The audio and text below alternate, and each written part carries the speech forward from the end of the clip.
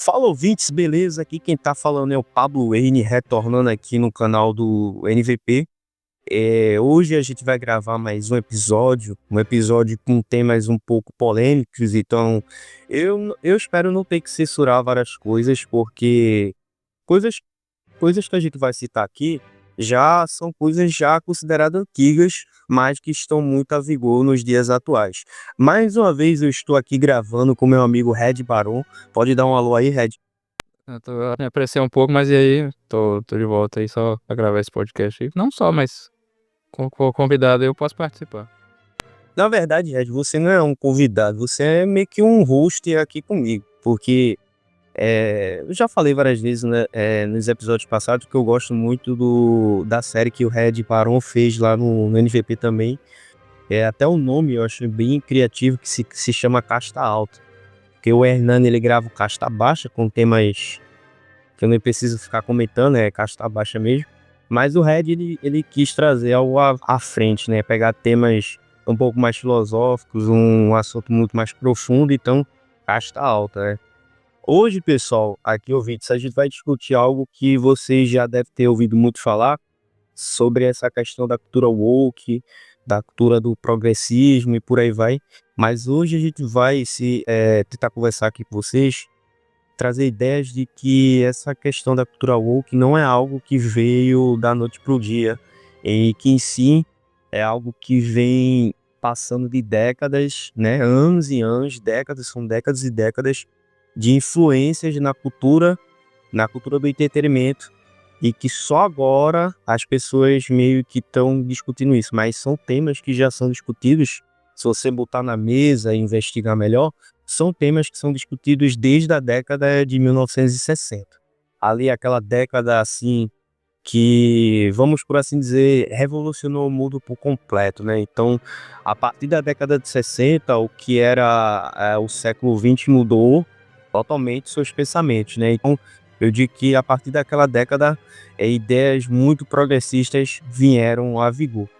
Hoje eu vou iniciar aqui com vocês um tema, vou comentar com vocês aqui uma notícia que é recente aqui, que vai puxar para a gente linkar esse tema central aqui do episódio do podcast. A atriz Hunter Schafer, conhecida por seu papel em Euphoria, é cotada para interpretar a Princesa Zelda no filme live action de Legend of Zelda. Rumores indicam que ela pode ser escolhida da Nintendo e da Sony para o papel, mas ainda não há confirmação oficial. Fãs da franquia e da atriz notaram sua semelhança com a personagem e expressaram apoio à sua possível escalação. Quando eu digo fãs da franquia, fãs entre aspas. No entanto, alguns fãs expressaram resistência devido ao fato de Hunter ser uma mulher trans, o que gerou debates nas redes sociais. O filme live action de Legend of Zelda ainda não tem data de estreia confirmada, mas rumores apontam para 2027. A Nintendo adiou a data de lançamento do filme, antes previsto para março de 2027, para 7 de maio de 2027. Faz muita diferença, né? Um mês, assim, 2 meses. Apesar de a Nintendo e a Sony não terem se pronunciado oficialmente sobre o elenco, a possibilidade de Hunter Schafer interpretar Zelda tem ganhado força na mídia e entre os fãs. Então, para quem não sabia, essa atriz aí, eu vou, apesar de eu não considerar, eu vou chamar de ela, né? Porque se você olhar aqui as fotos, parece uma mulher, parece muito uma mulher. Parece muito uma mulher.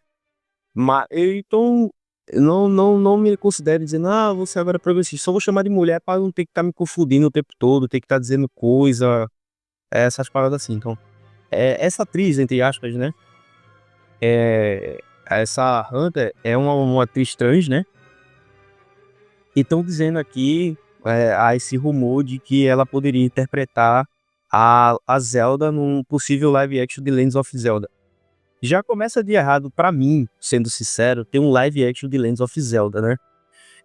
Quando tem um filme da Nintendo, o único que eu gostei assim foi o filme do Mario. Até recentemente eu assisti esse filme do Mario, cara. É um filme bem legal. Achei um filme bem legal. É isso, né? É só animação, então eu não considero. Com animação.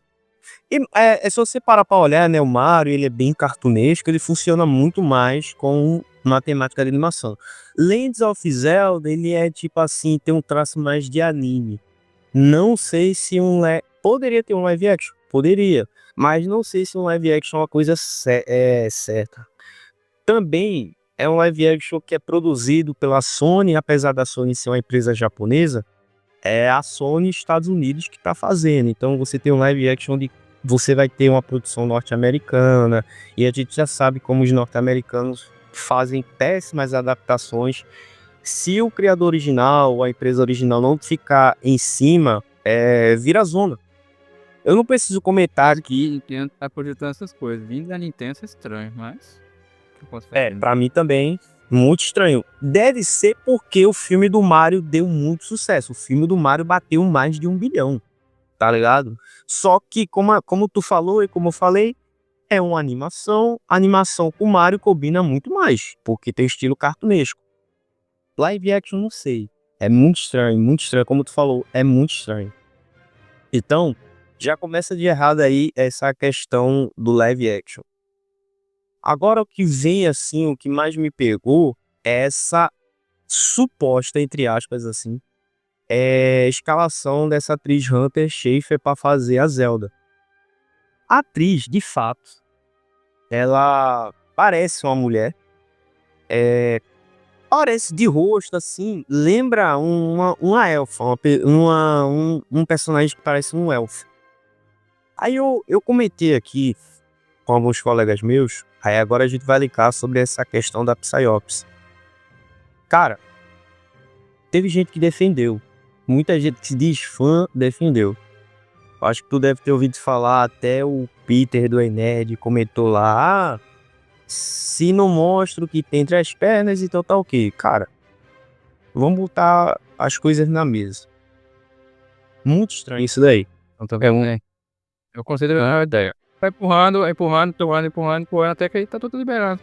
É só isso. Exatamente. Não tem que ficar. Esse é o ponto que eu quero chegar. Por quê? Hoje, eles escolhem uma atriz trans que parece uma mulher para interpretar uma mulher. Daqui a 10, 15, 20 anos, eles vão pegar uma atriz trans que não parece uma mulher, que parece um homem, para interpretar uma personagem que é uma mulher. E daqui a 20 anos, essa pessoa que se diz mulher já vai querer se assumir uma mulher. Vai querer ter privilégio de uma mulher. Vai querer tudo que a mulher quer. Entendeu? Dá tão distante assim, né? Mesma coisa. Não tá muito distante, porque a gente tá vendo coisas semelhantes. Vamos mencionar aqui uma coisa rápida. Você tem a polêmica com a autora do Harry Potter. A autora do Harry Potter. Inacreditável. Os problemas foram inacreditáveis. E não que eu gosto da J.K. Rowling, tá? Hiper feminista, assim, ela, o bastião do feminismo. Mas assim, ela é odiada pela comunidade de Harry Potter porque ela não quer que travestis entrem no banheiro que ela. Ela é odiada, assim, odiada mesmo. Tentaram cancelar todos os youtubers de Harry Potter do planeta Terra porque Harry Potter tem que acabar, porque ela é transfóbica. Gente, ela doou $1 bilhão pra instituições feministas, estão loucos. Pô, é sério isso, cara? Pô, isso é inacreditável. É sério, só porque ela não quer um travesti no banheiro dela, é só isso. Não, E é muito bizarro, porque ela só realmente, assim, ela começou a bater de frente com isso, porque lá na Inglaterra colocaram presos que se consideram mulheres trans em prisões de mulheres. Coisas que não existem. Eu, até o momento, não me lembro que aqui no continente americano tenha isso daí. acho que pintaram no Estados Unidos, só que o preso rodou um monte de mulher e vai tirar ele de lá. É uma coincidência, né, Red? Vamos falar assim, é uma baita coincidência quando você pega homens que se dizem que são mulheres, se consideram como mulheres, mas quando vai lá, entra numa prisão de mulheres, todos os casos, a maioria dos casos, 99,9% dos casos, esses presos acabam meio que abusando dessas mulheres. É muita coincidência. Falando aqui sério. Cara, Silêncio. entendeu? Então, eu falei no começo, é um assunto meio delicado, mas acaba meio que você vendo os absurdos e é impossível você ficar revoltado, cara. É impossível você ficar revoltado. Aí, voltando a falar da autora do Harry Potter, ela viu essas notícias que estavam em alta lá na Inglaterra, salvo engano, estava muito em alta na Inglaterra, e ela falou, foi bem firme em dizer que não deveria ter essa mistura, essa questão. Se, querendo ou não, é uma pessoa trans, não devia estar no mesmo ambiente que uma mulher. Porque ela até falou, estava tendo muitos casos que eles estavam abusando das mulheres. Ela foi em defesa das mulheres, né? Ela é uma mulher feminista. E mesmo assim, ela foi cancelada muito. Ao ponto de, tipo assim, vamos por assim dizer, quase tirar o nome dela do último filme lá do Animais Fantásticos. Ela quase não foi a roteirista do filme. Então você vê como é que tá chegando, escalonando as coisas. Então, voltando ao assunto lá do live action do Zelda. Hoje, é uma atriz que parece uma mulher. Amanhã já não vai ser a mesma coisa. E da mesma forma, agora eu vou falar mais polêmica ainda. Da mesma forma, você vai ter banheiros unissex. Aí começa com banheiros unissex. Daqui a pouco, um banheiro infantil vai se misturar com um banheiro adulto. Infelizmente, você vai ver coisas absurdas acontecendo. Já estão querendo o Foucault. Conhece o Kit Stand? Ô, rapaz, nem me lembro. Eu recentemente vi um vídeo aqui do Foucault que era a favor. Não, ele na década de 70, pra vocês aí fãs de filosofia, na década de 70 teve um conjunto de filósofos franceses, eles fizeram um pacto, eles escreveram uma carta pro presidente da França, acho que na época era o De Gaulle, acho que ainda era a ditadura do De Gaulle. E eles falaram, queremos a legalização da relação entre crianças e homens adultos. Os Estados Unidos queriam fazer a legalização da pedofilia. Na década de 70, na França. Não faz. Olha, tá vendo? Tá vendo, Red, que não é de agora?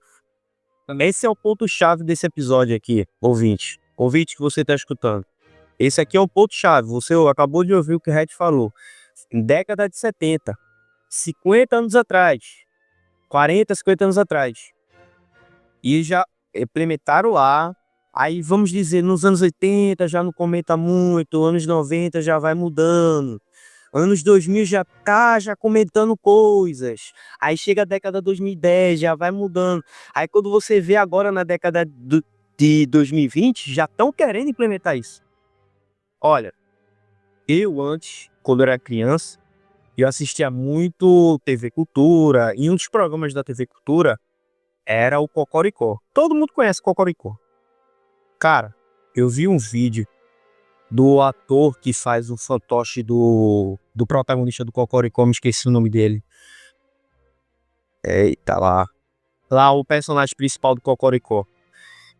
Esse cara, esse ator que faz o fantoche do Cocoricó, tava gravando um vídeo para as crianças. Preste atenção, ouvinte. Ele tava gravando um vídeo para as crianças de que uma criança deveria frequentar o mesmo banheiro que um adulto. Esse cara, ele interpretou o Garibaldo na Vila Sésamo. Olha o nível. Longe, hein? Olha a lógica, um cara desse é muito conhecido. Ele ficou muito conhecido numa geração como a minha, como a tua. O ouvinte que tem 20 anos, a minha idade, 25, 20 anos, cresceu assistindo esse cara. Aí do nada, e ainda até hoje, crianças ainda assistem Cocoricó, que é muito famoso no YouTube. Que ele, como tem aquela imagem lá de ser algo muito livre, ele é muito famoso no YouTube também. Quando muito dos pais dessa nova geração tá deixando a televisão criar os filhos. O cara liga o YouTube, não liga mais a televisão, liga o YouTube, que agora vem na televisão, né? Bota lá no YouTube Kids e tem Cocoricó. Esse cara que tá aí, ouvinte, se você é pai e tá botando seu filho para assistir Cocoricó nos dias de hoje, esse cara tá gravando vídeo para as crianças frequentarem o mesmo banheiro que adultos. E a lógica dele, que ele vai lá e grava o vídeo, é falar o seguinte: se você tá na sua casa, você não frequenta o mesmo banheiro que sua papai e sua mamãe, Por que você não deveria frequentar o mesmo banheiro que um adulto desconhecido? Olha a lógica que o cara usa na criança, cara. É O revoltante. processo da abertura da janela de Everton não é nada recente, assim, vamos ser bem honestos. Eu falei o exemplo aí da década de 70, mas a mídia geral, ela vem empurrando a janela de Everton há muito tempo. Assim, não é estranho que, assim, a gente pega alguns artistas, criadores de desenhos animados, tem alguns fetiches e muito curiosos que ficam aparecendo recorrentemente, fetiche em pé, fetiche essas coisas assim. Não é Sim. incomum, assim, não vou mentir. Vocês assistiram qualquer obra da Infanto Juvenil da Nickelodeon, tinha muito disso. Muito, muito. O do Dan Schneider, né? Principalmente produzido pelo Dan Schneider. Figurinha em pé, muita coisinha esquisita. Eu tava revendo esse texto, eu tava vendo um vídeo de piadas adultas em desenhos infantis. Gente, isso já é meio que. Não tô falando assim, uma piada que só adulto vai entender pra deixar uma examinação. Não. Piadas sexuais em desenhos infantis. Não é só pra rir, não é só pra. Não é um trenzinho engraçado. A gente sabe que a criança não vai pegar, mas fica ali no subconsciente da criança. Você gruda esse subconsciente da criança. Essas coisinhas exibidas, desenhos mais da década de 2000, 2010. Sempre é uma coisinha aqui a colar, uma mensagenzinha aqui meio escondida. Deixa eu pensar aqui. Um conceito de famílias mais deturpadas. Minha geração, por exemplo, eu compro muito desenho. Ela foi educada ecologicamente por desenhos animados. A gente teve conceito de ecologia tudo baseado em desenho animado. Eu cheguei na fase da minha fase adulta, que eu defendia coisa que eu nem pensei, caramba, por que eu defendo isso? Quanto tempo que eu defendo isso? De onde veio isso? Sei lá, daquele desenho que eu assisti há 20 anos atrás, pipipi, vovô. Então eles vão empurrando essas narrativas aos poucos. O que eles fazem, o que esse caso do Hunter aí, não sei se é série, não sei se é filme do Zelda, eles te jogam a bomba. Pum! Zelda, personagem principal do filme, você interpretar a pessoa trans. Aí a pessoa se revolta, levanta as tochas e as forcas. Aí não, eles amenizam. Não, veja bem, ela não vai ser o personagem principal, vai ser só um personagem secundário. Aí, ó, aí já te ganhou. Eles falam, tá bom, sou personagem secundário, então tá tão tranquilo. Aí vai passando pro próximo. Não, agora é um personagem importante na história. Não, peraí, calma. Eles te jogam assim, a bomba pra você assustar. Só que eles te entregam algo um pouco mais suavizado e você se tranquiliza. Vai fazendo isso de pouquinho em pouquinho em pouquinho. Aí você vê, sua casa tem. Seu filho assiste desenhos sobre animais antropomorfizados trans. Você pega a sua filha acompanhando influências no Instagram sobre falsa acusação, sobre abuso psicológico, sobre romantização de doença. Você vai pegar a sua mulher acompanhando mulheres de terceira idade, falando sobre como o casamento dela é ruim. Você vai deixando essas coisas acontecerem, aí depois você percebe que seu filho tem tendências esquisitas, a sua filha é rebelde, você terminou seu casamento. Essas pequenas coisas influenciando a mídia, vai mudando o contexto do dia a dia. A sociedade se mudou muito. Assim, a sociedade humana sempre teve flutuações. Uma hora uma coisa atrás da outra. Mas com a implementação da televisão, a sociedade humana mudou muito rápido. Quando aconteceu a popularização da televisão? Não se conhece. E de 50 pra cá? O mundo mudou completamente. Agora com a internet, o mundo que eu nasci não existe mais. O mundo que eu vivi e cresci não existe mais. Agora o mundo da internet, o mundo da inteligência artificial. Hoje em dia você tem que ficar desviando de coisas pra ver se é real ou não. Você não vivia na minha época mais jovem. Agora tem que fazer isso. Agora a vida é assim, né? A vida moderna é essa questão do que é real e o que é falso. Agora vai ter uma mulher, uma mulher de mentira. Vai que lá num filme, como protagonista principal de um filme da Zelda. O que pode acontecer daqui a pouco? Eu não sei. Você percebeu que pra gente já é normal hoje em dia que personagens ruivos sejam interpretados por pessoas negras? Já é normal hoje em dia. A gente nem se surpreende mais. Na verdade, a gente se surpreende quando realmente um personagem ruivo é interpretado por um cara ruivo. Mas foi o caso aí desse novo filme aí agora do Superman. Muitos dos fãs ficaram felizes porque um cara branco vai interpretar o amigo lá, me esqueci. é o Jimmy Olsen. Pra quem não sabe, Jimmy Olsen, ele é um amigo do Superman, na verdade do Clark Kent. Ele é um repórter que trabalha junto com o Clark. E desde a década de 40, ele sempre foi retratado nos quadrinhos como um rapaz jovem e ruivo. E da hora pra outra, da década de 2010 pra cá, todos esses personagens ruivos desaparecem. Inclusive, eu tenho uma imagem, se caso eu achar essa imagem, eu vou colocar na tela aí para o ouvinte ver. Vários personagens ruivos. São quase 100 personagens ruivos de séries diferentes. De desenho animado, HQ, filme, série, por aí vai. Que todos, de uma hora para outra, foram substituídos por pessoas negras. Não é de agora que tem essa... O melhor amigo do Superman, eu não me lembro a última vez que teve fizeram a adaptação dele sendo ruivo. Eu não me lembro. A última vez que ele teve um protagonismo em si foi no filme do Superman, Superman O Retorno, do ano de 2006, ou seja, quase 20 anos atrás. Há 19 anos atrás. Você vê que já faz um bom tempo. Entendeu? Ele é negro também. Exatamente. Tá vendo? Ou também ou do Peter Parker pro Miles Morales. Não é de agora. Não é de agora. Eu tava comentando com meu irmão recentemente pra cá. Eu gosto do personagem do Miles Morales. Se você lê a origem dele nos quadrinhos, é legal. Personagem legal, não tenho nenhum problema. Acho legal. Ele já foi escolhido para ser do universo Ultimate, porque o Homem-Aranha do universo Ultimate, ele já tava meio que se desassociando muito com o Homem-Aranha do universo convencional. Foram lá, mataram ele, foi uma história de começo, meio e fim. Legal, pra quem gosta do Ultimate, tem lá, começo, meio e fim. Às vezes, não sei se o final ficou muito bom, mas tem um começo, meio e fim. Depois veio o Miles, é um personagem interessante, por aí vai. Ok, beleza. Mas a gente tem que lembrar que o Miles é um personagem que é inspirado no Barack Obama. Entendeu? É lá um político dos democratas e por aí vai.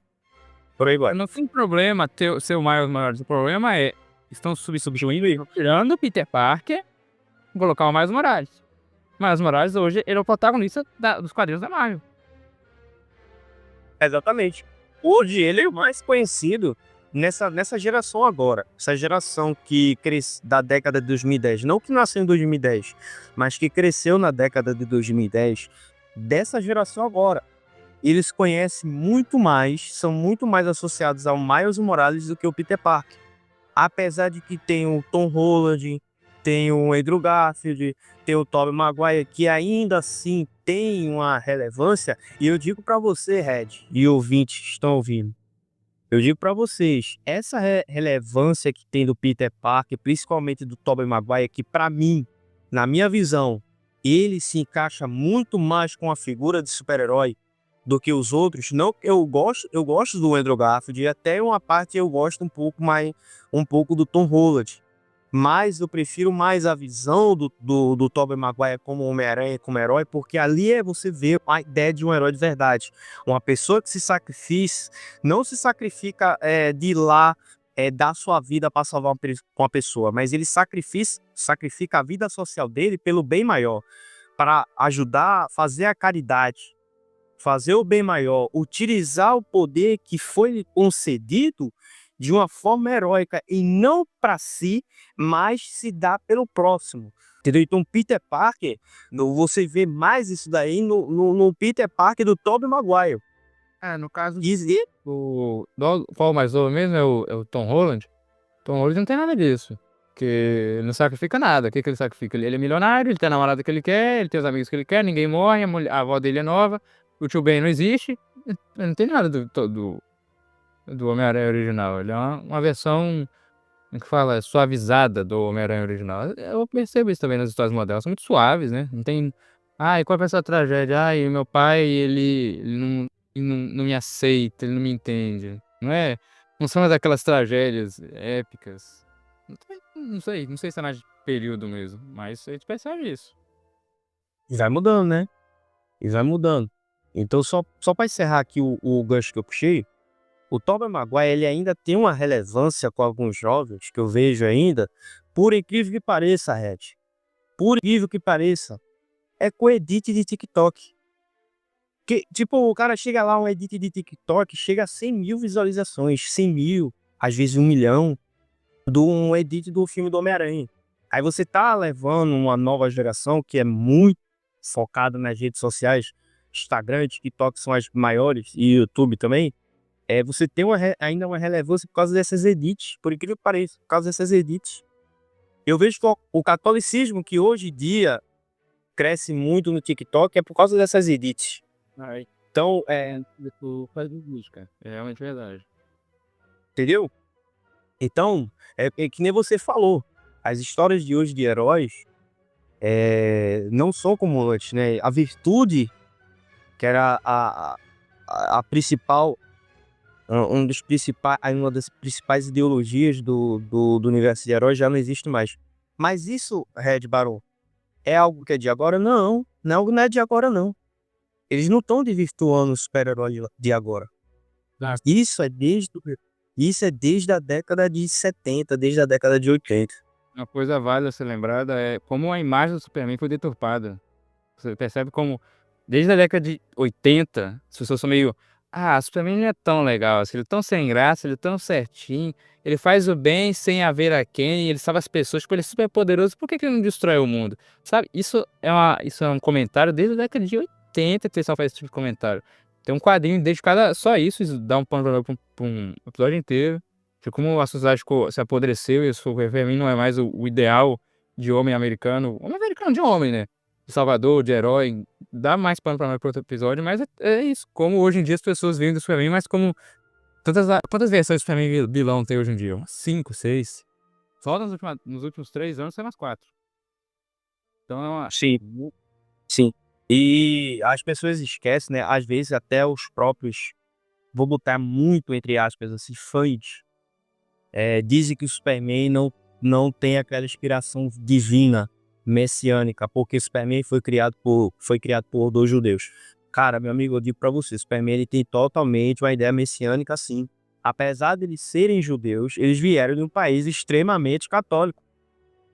Aí você vai dizer que esses caras não conheciam a figura messiânica de Jesus Cristo. E olha lá, por serem judeus, eles também têm a ideia do Messias deles que ainda vai chegar. Então eles também refletem a virtude do Messias que eles querem vir para as histórias.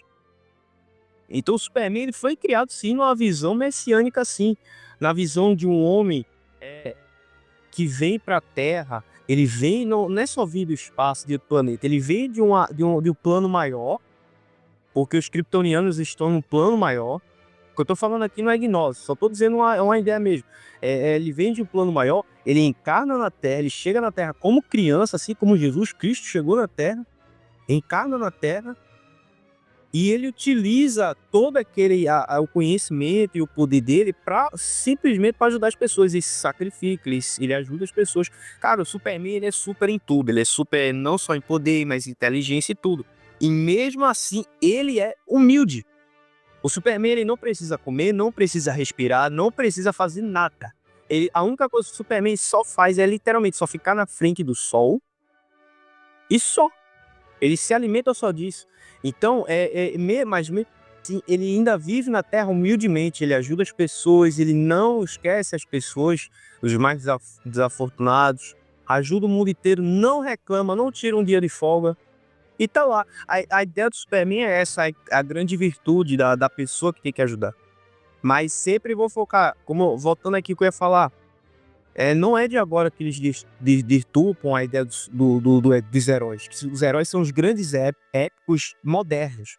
Que antes a gente tinha a mitologia grega para nos inspirar, para nos dar força, para a gente seguir em frente. Aí vem e foi se seguindo assim na Idade Média também, junto com os santos, com a Igreja Católica, entendeu? Jesus Cristo sendo a figura máxima de tudo isso, né? É o Deus Supremo que se encarnou como um ser humano para viver como nós e mostrar para nós a verdade, que é Ele.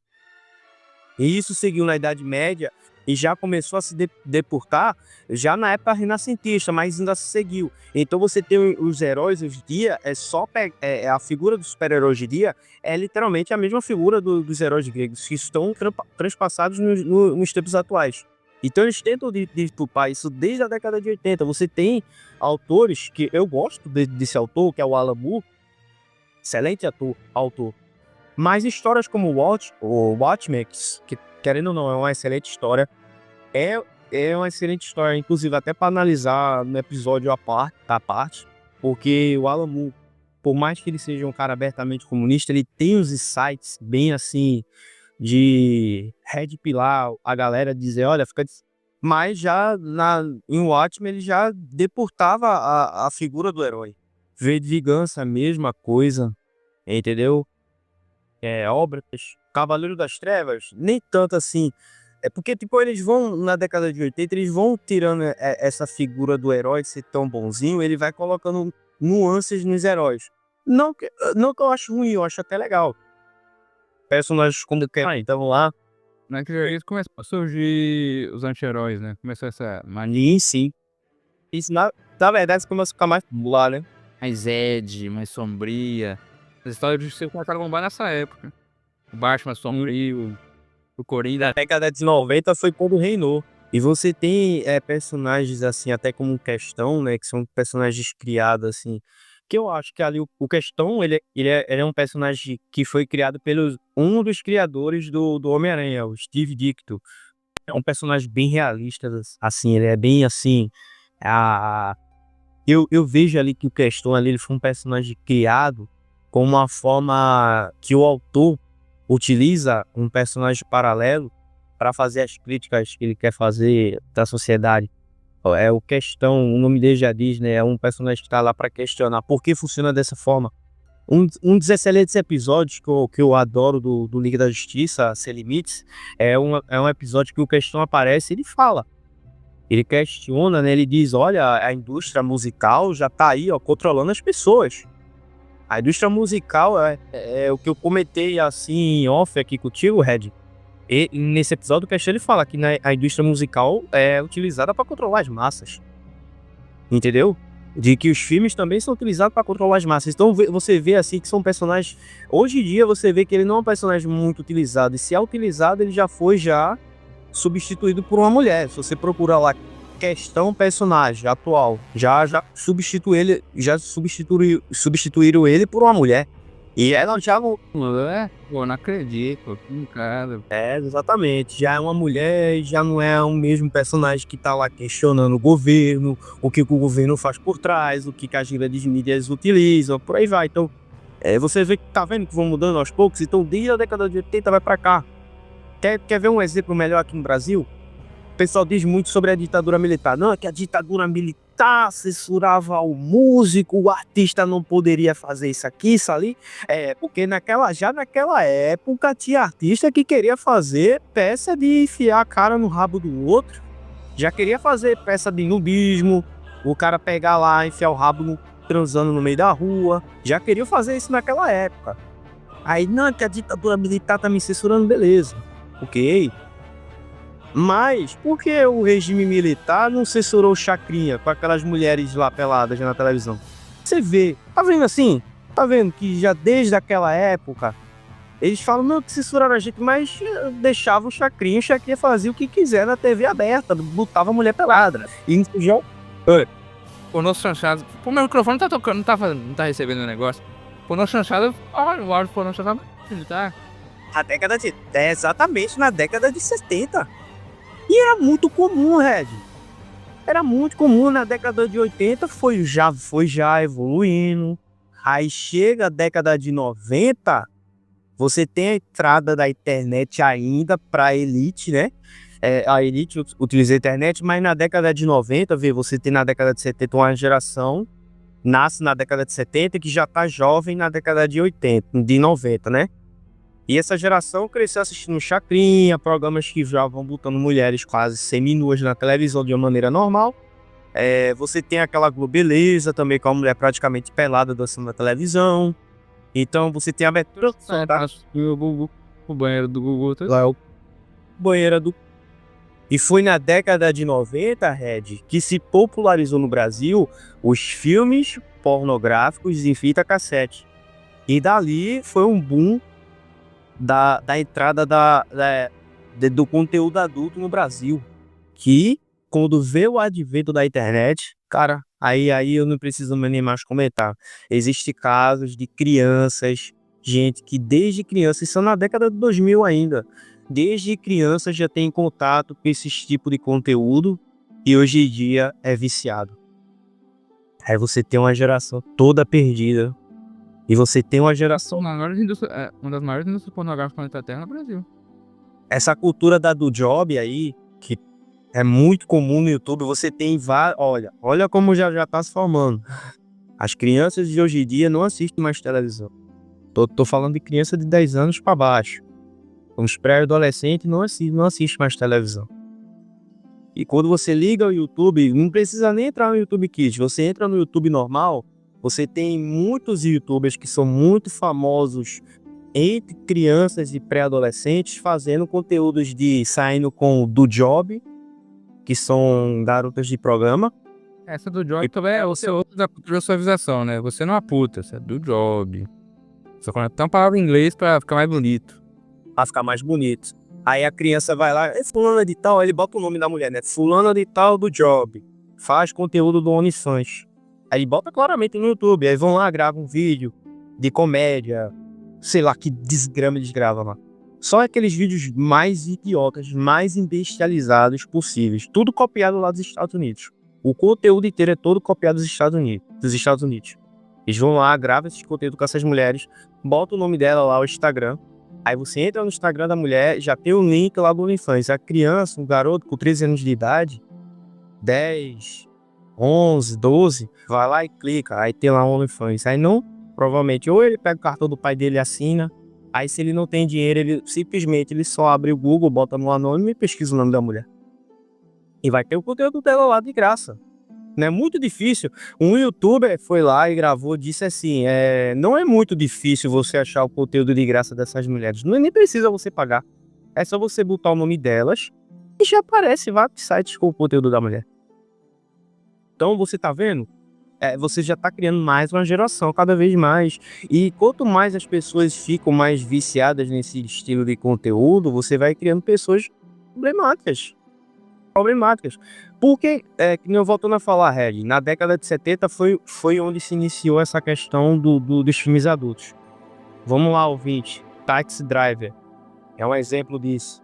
Um filme aí que os ouvintes adoram. Todo mundo é literalmente ele, o Travis Bickle do Taxi Driver. Ele é um homem que já na década de 70, já estava mostrando lá no filme, ele já era viciado nesse tipo de conteúdo, porque como ele não tinha um propósito de vida, ele focava mais nesse foco desse tipo de filmes. Assim, não é falando mal do filme santo do ouvinte aí, mas os filmes dessa época aí mostravam bastante meninas pré-adolescentes, com roupas bem curtas, né? Não, eu disse, pô, assim, eu gosto de Leon, Confessional, mas, pô, brincadeira que fez, cara. Pô, a menina de 13 anos, roupinha curtíssima, cara. Pô, gosto daquele filme, mas, pô, isso não é legal, cara. Tá vendo? Isso na década de 70. Aí você tem na década de 70 um boom desse tipo de conteúdo. Aí se você, vamos lá, olha o livro de história, vai olhando os livros de histórias. Qual foi o auge? Qual foi a década onde teve o maior auge de crimes sexuais com serial killers? Coincidentemente, na década de 70. E a partir da década de 70, você vai ver mais crimes sexuais com serial killers acontecer na década de 80 e 90. Quanto mais você normaliza esse estilo de conteúdo, esse estilo de pensamento, mais vai se formando esse tipo de pessoas. Mais se normaliza a sexualização infantil e mais você normaliza a entendeu? Então é bizarro, porque se você continuar dessa forma, daqui a 20 anos, eu vou lhe dizer, países como Canadá, Alemanha... E uns 20 anos, os produtos vão ser legalizados em certos países. Eu não duvido, não. Sim. Infelizmente, eu vou ter que falar, Red. Infelizmente, vai acontecer. Alemanha, Canadá, França, você vê Inglaterra. Tem até uma organização, a NAMBLA. Agora, por que eu sei disso? Por causa do South Park. Tem uma piada sobre isso no South Park. Que eles estão tentando legalizar a NAMBLA. Cara, o South Park vai contando piadas assim que vão se tornando reais. Vai chegar o dia que a NAMBLA vai ser legalizada. Ela já tem um cargo de respeito em comunidade. Entre aspas. Vai chegar o dia que ela vai ser legalizada. Exatamente. E o que antes era piada, porque o comediante, ele é assim, ele vê. Vamos pegar os autores de South Park, eles são comediantes. O comediante ele vê o mundo, ele vê os absurdos do mundo e ele tenta. Ele fala os absurdos desse mundo, do que tá acontecendo no mundo de uma maneira cômica. E muitas vezes ele utiliza o exagero para enfatizar a piada. Só que esse exagero que foi enfatizado já está se tornando real, o que antes era absurdo, porque a graça da piada, Regis, é que era um absurdo, coisas assim não deveriam existir. Por isso que a piada vem daí. Mas já vai deixando de ser graça porque já está se tornando real. Já está se tornando real. Absurdos já estão se tornando reais. Não era pra gente estar aqui discutindo nos dias de hoje de que um homem, que agora se diz uma mulher, quer interpretar uma mulher. Isso não tem cabimento. Isso não tem cabimento. Um homem que se diz mulher quer interpretar uma mulher, não de uma forma cômica, como é no teatro, onde um homem interpreta uma mulher, e dali é uma forma realmente cômica, e o absurdo do teatro é ver um homem interpretando uma mulher. A graça é essa. Não, é um homem querendo realmente ser uma mulher. Entendeu? Você tá vendo um absurdo aí? Que nem tu falou, cada vez mais eles vão colocando em obras. Vai dar uma olhada nessas obras. American Pie. Filmes que marcaram a geração. E que ele normaliza pornografia. Ah, mas a história no final conta que eles querem ficar com a menina e namorar com a menina. Sim, mas ele no final, a história é só eles transar com a menina. Porque no outro filme eles já estão com outra mulher. Então você vai vir, Sim, entendeu? Você vai vir. propaganda. No passado, você vai fazer coisa. Vai fazer propaganda e tal. Só que isso ficou tão forte, tão influente na sociedade, que as pessoas dizem, cara, a gente pode mudar a sociedade só por isso aqui. Se criaram ideais na cabeça dos jovens, né, que assistiram American Pie naquela época, que a faculdade seria festa e trepação. Eu faço faculdade, a faculdade não é festa e trepação. Desculpa que alguém pense que é assim, não é. E foi se criando esse ideal na cabeça das pessoas pra vender uma imagem, alguma coisa, qualquer coisa. Vender uma realidade que não existe, criar uma cultura também de festança, de idiotização dos jovens. Isso é recorrente. Cara, o feminismo se espalhou muito, muito por mídia. A ideia da girl boss, da mulher forte e poderosa e solitária, surgiu na mídia. Série, filme. E 10 anos depois virou um arquétipo de mulher. Não que não existisse antes, mas foi popularizado pelas mídias. Feminismo. Antes era ridicularizado. Tinha filmes da década de 20 que ridicularizaram o feminismo. Aí depois disso, depois da década de 50, não. É cada vez mais, né? É que nem tu falou, depois da década de 50, você tem a década de 60, que foi o boom, né? A partir dali, na década de 60 foi o boom. Você vê que Hollywood, eu digo pra você, ouvinte, você que acredita que Hollywood já foi uma época conservadora, como alguns youtubers aí de direita, lá da Liga Nerdola, eles acreditam, meu Deus do céu, inocente eles sair. Eles acreditam que Hollywood já teve uma época conservadora, nunca teve. Hollywood, desde a sua gênese, sempre foi progressista. Eu não preciso falar quem que fundou Hollywood. Vai ver o sobrenome da galera que fundou Hollywood. Eu não vou comentar aqui, porque já a gente vai ter que falar de uns tal de nomes aí. Uma galera que termina com Epstein, geralmente uma galera aí. Uma galera que adora aí uma estrelinha aí de um certo país aí que já tá em guerra, que a gente não pode comentar. Mas vê o sobrenome dessa galera aí, que até hoje. Até hoje você vê escândalos dessa galera. Vê aí os escândalos dessa galera. A maior parada gay do mundo é nesse país aí. É uma parada gay do mundo nesse país aí. Esse país onde você sai, não. Se você sair na rua e falar o nome de Jesus Cristo, eles cospem na sua cara. Não fomentando um ódio. Entendeu? Porque Jesus diz, dar a capa, dê a face, dê outra face. Mas a gente só tá comentando aqui que eles não são nossos aliados. Eles não são os nossos aliados. Entendeu? Você aí, ouvinte aí, bolsonarista, que saiu na passeata aí com camisa e bandeirinha aí, que não é brasileira, saiba que eles não são nossos aliados. Nunca foram. Então, você vê aí, Hollywood já tem um nome, dedo de uma galera aí, que você vê que já não é coisa boa. Então, desde a sua gênese, não que eles não tenham feito filmes bons, porque, obviamente, eles não eram donos de todos os estúdios. Mas, cara, há muito tempo. Cara, Red Barão. Cara, desde a década de 40, se você pegar assim, pega a década de 20, né? Tinha filmes que nem você falou que, da mesma forma que tinha filmes que satirizavam o feminismo, você tinha muitos filmes. Procure qualquer filme da década de 20, você tinha vários filmes onde a mulher já tava já de biquíni, sabe? Há 100 anos atrás. As mulheres já estavam vestidas com uma certa vestimenta que até para os padrões de hoje é considerado vulgar. Isso há 100 anos atrás. Filmes há 100 anos atrás. E eram filmes famosos, viu? Era muito famoso na Alemanha. Era também muito adorado por uma galerinha aí que o ouvinte adora. A galerinha alemã aí. Eles também deturparam muitas coisas, essa galerinha alemã. Você achando que essa galeria alemã é conservadora, né? Não. Essa galeria alemã não é totalmente conservadora, não. A única pessoa que eu vejo, o único bastião de que realmente traz os bons costumes pro mundo ocidental, sempre foi e sempre será a Igreja Católica Apostólica Romana.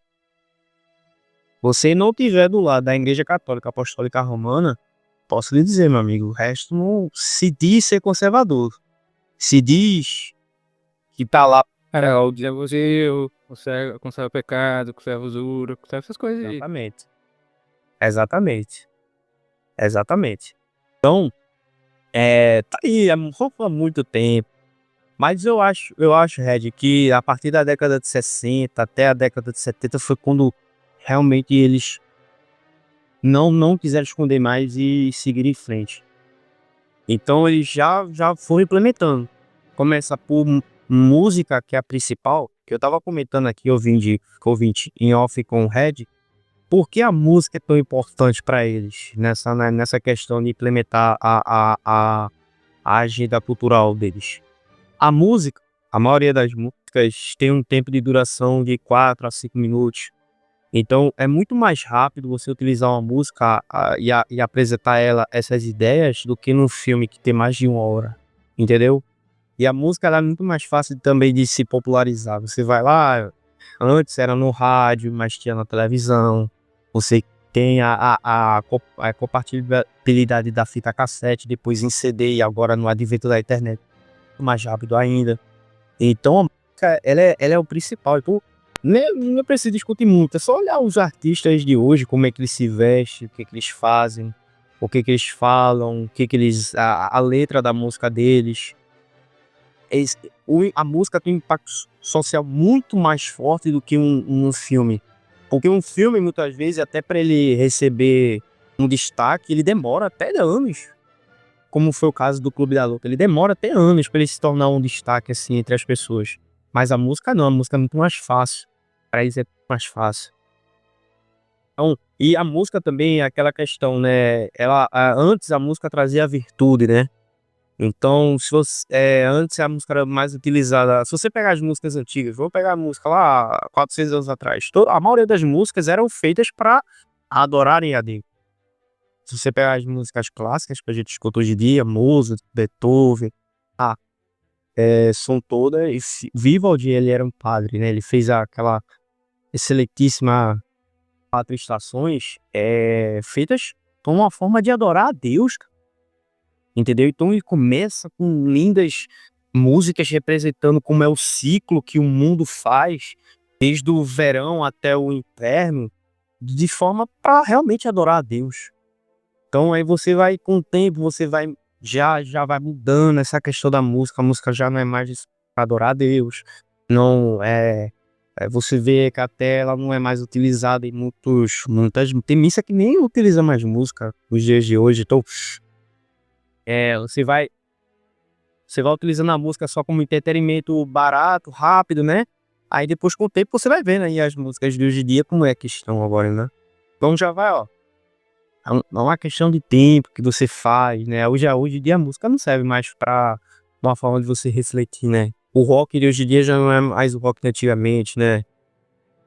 Até o rap, por exemplo, o rap na sua gênese, ele tinha uma questão de crítica social, de dizer, pô, eu tô representando a minha realidade, tô lhe apresentando a minha realidade, pra você que não entende a minha realidade. Hoje em dia o rap já não é mais isso. Você pegar É look, é putaria, é palavrão.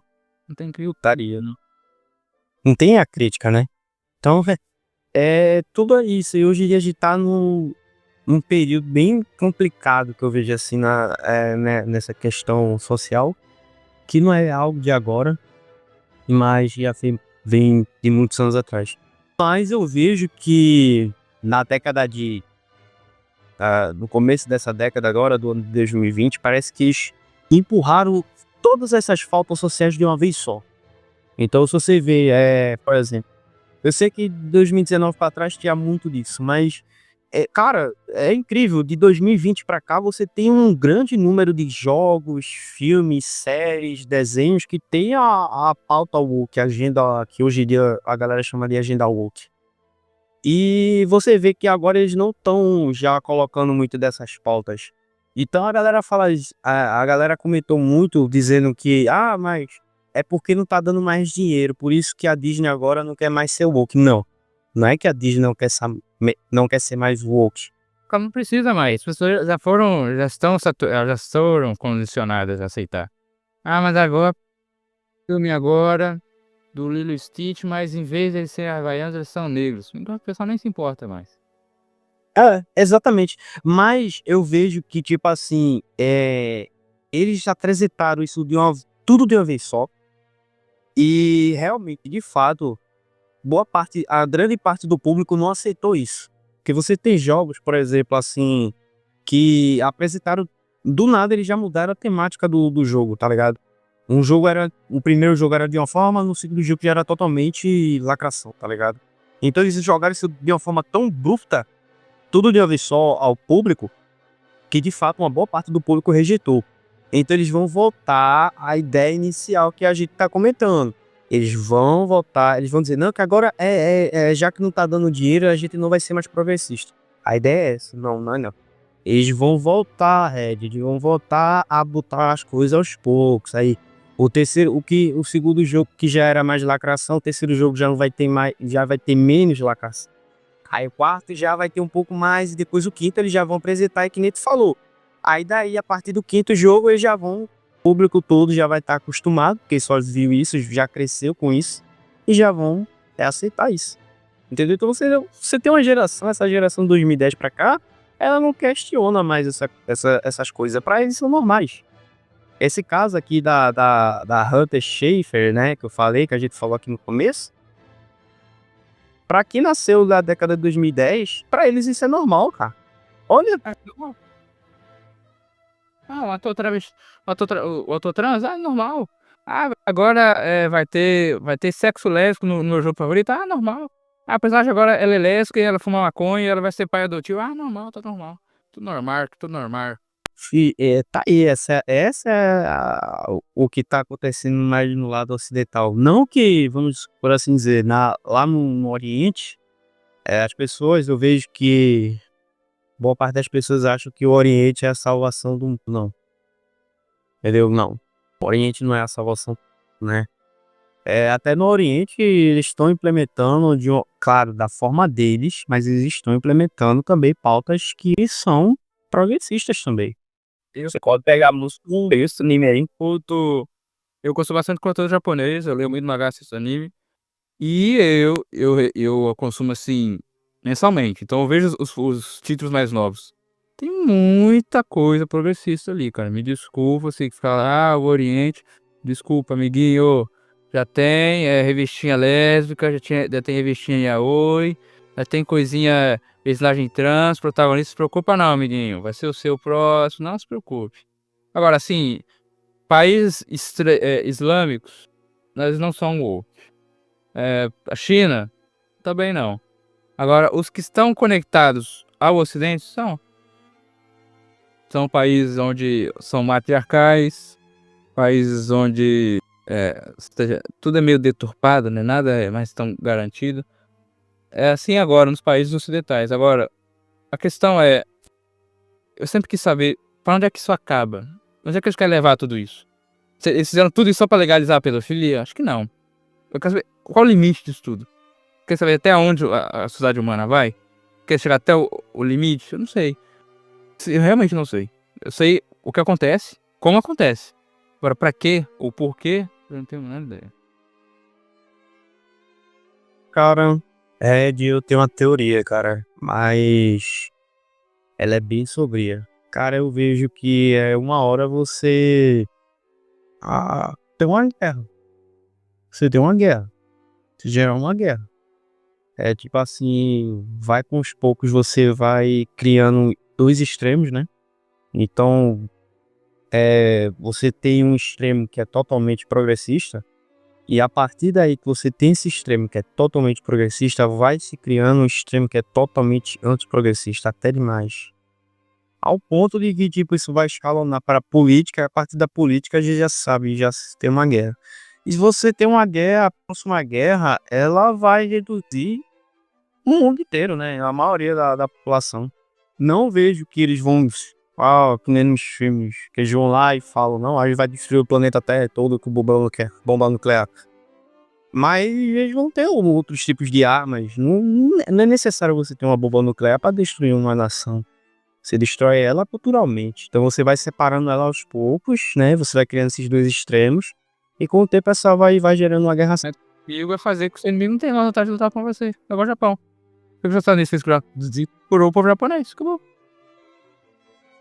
Totalmente. Como é aqui no Brasil também. Brasil, cara, é porque o Brasil, ele é um brasileiro, eu vejo na minha concepção, o brasileiro ele é tão preguiçoso, ele é tão desleixado que até para fazer uma guerra civil, o brasileiro não tem vontade. Ele é tão a Deus dará, né? Essa questão de tipo assim, não vale a pena fazer isso.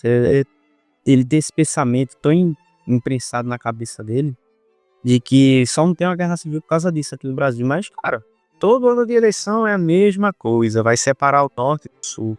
Aí você tem o sul que quer já se separar do sudeste, aí você tem o sudeste que quer se separar do resto do país. Por aí, você vai criando uma cultura aos poucos que vai se distorcionando o povo cada vez mais. O próprio Hernani fala que o Brasil é um país tão grande que ele tem culturas diferentes. De fato, o Brasil realmente tem culturas diferentes, tão grande que ele é. Mas, da mesma forma que ele é muito grande, ele tem muitas culturas semelhantes. Você vai para vários lugares do país, você vai encontrar pessoas com os mesmos pensamentos, agindo da mesma forma, até com sotaques, por incrível que pareça, com sotaques meio parecido, cara. Você tem uma cultura que é diferente, mas, querendo ou não, fazendo parte do mesmo país. Mas cada vez mais, se você vai se distanciando um ao outro nesses dois extremos, você vai criando uma divisão, e dessa divisão vai gerando guerra, por aí vai. E desvincular isso, cada vez mais vai, que nem a gente falou, vai gerando guerra. Como foi lá nos Estados Unidos, como já foi na época lá do Império Romano também. O Império Romano estendeu a um momento onde ele realmente se dividiu em dois, que ele viu que, cara, tá tão diferente esses dois extremos aqui, que não tem como eles ser parecidos, tá ligado? Por aí segue. Eu acho que é isso. Eu não tenho mais a acrescentar o assunto. Eu acho que realmente a mídia tem muito controle sobre a sociedade humana. Sempre foi assim, mas agora, quando você tem mídias imediatas, é bem mais forte. E a juventude, ela tá aí conectada o tempo todo, né? Brain rot, constantemente na internet e, pô, edit vem, edit vai, a internet vai mudando e a juventude vai junto. Eu tenho parentes mais novos e a cabeça deles é totalmente diferente da minha, cara. Totalmente. O que eles consomem é lixo puro. É bem ruim, cara. É coisas, assim, bem detestáveis. É um tal tralaleiro, tralalá, né? Nossa senhora, nem me fale disso. Você tá doido. Horrível. Eita, nós, cara. Mas que nem tu falou, Red, a importância que você vê nos dias de hoje, ele, ele tá muito conectado do que era antes, né? Antes, uma mensagem demorava meses ou até anos para chegar ao outro lado do mundo. Hoje em dia é em questão de segundos, né? Então, tá muito mais fácil você espalhar uma ideia nos dias de hoje que antigamente. Tá aí, é que nem a gente falou, né? E eu espero que o futuro não seja tão sombrio como comentei aqui. Nunca se, é porque muitas vezes eu acabo sendo um pouco pessimista, principalmente com a questão do mundo. Esse é um pecado meu, um erro meu, que eu tento superar. Mas, infelizmente é o que parece, né? Essa questão do mundo. Tu falou de uma maneira até que me pareceu muito preocupante, né, cara? O que vai ser do futuro? Se continuar dessa forma, o que vai ser do futuro? O que vai ser do nosso futuro, né? Porque eu tenho 25 anos, mas querendo ou não, eu sou jovem, cara. Eu tenho mais. Posso ter mais 50 anos da frente da minha vida. O que vai ser daqui a 50 anos? Como é que vai ser? Como é que vai ser essa questão do mundo agora? Espero que Deus não. Ele sempre vai sempre estar do nosso lado, né? Espero que o mundo não fica maligno. Ah, eu não sei não, eu não tenho um ideal tão pessimista assim não. Eu acho que se fosse pra estragar tudo de uma vez, eu teria. E se depois estragou tudo de uma vez, o apocalipse vai acontecer ainda, então. A gente tá meio longe ainda do apocalipse. Eu espero que seja mesmo. Se for amanhã, eu não tô muito bem ainda. Acho que tá longe ainda. Então acho que o mundo não tende a piorar tanto assim. Se for piorar, fazer o quê? A gente pode. Né? Outro melhor, né? Olha, dando por Jesus tá tudo ótimo, cara. Se você tá com Jesus, Partiu bom. tá ótimo. Tá ótimo. A gente tem que agradecer. Olha, felizmente o Papa Francisco se foi. Querendo ou não, eu tinha minhas críticas a ele. Na minha visão, eu acho que ele era bem mais resiliente. Agora você tem um novo Papa, o Papa Leão, que já deixou bem claro. A igreja não nasceu para agradar um. Falou lá. A igreja não tá lá para agradar as ideias do mundo moderno. Você vê que agora a Santa Igreja tá lá caminhando para bater de frente, por isso que é um leão. Leão que é para bater de frente aí com essas questões do mundo moderno. Espero que dê tudo certo. Red, vamos encerrar aqui. Ouvinte, você tá escutando aqui a gente. Se você é novo, eu convido a você se inscrever no canal aqui do NVP. E ouvinte, escreva aí embaixo o que você está achando dessa série aqui. Espero que vocês fiquem com Deus. Beleza, valeu e falou.